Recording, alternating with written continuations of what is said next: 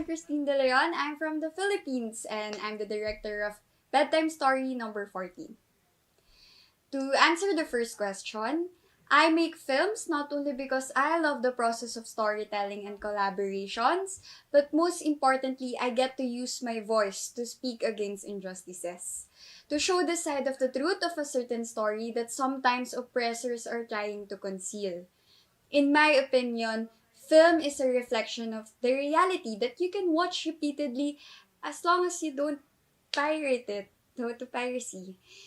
It has the power to enkindle a discourse on a certain social issue, then eventually a call to action against that issue. I fell in love with it because it unites elements such as light, cinematography, writing, technology, etc. And also, it unites artists for collaboration to tell one relevant story. To answer question number 2.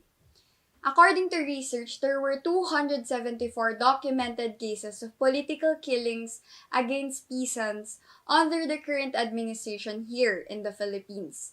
And this count would increase if you also include the past killings from previous administrations.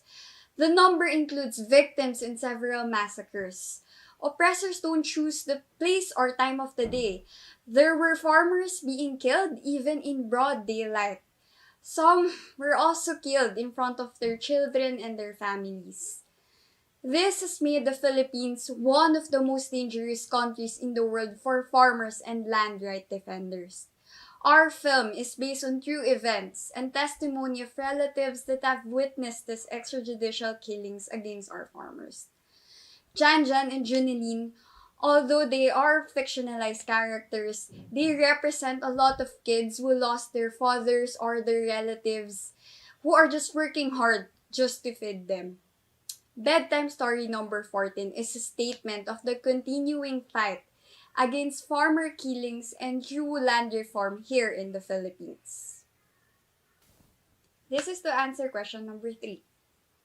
Besides the financial side, which is a common problem of a beginner filmmaker, one of the challenges would be the filming treatment itself. Since it is a one long shot, all elements should unite during takes, and one wrong move means cut and go back from the top and get ready to do it all over again.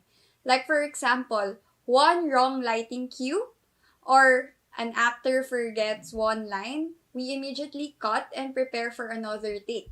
So meaning all production staff, including the actors, should sync and be in the moment. This is to answer the last question.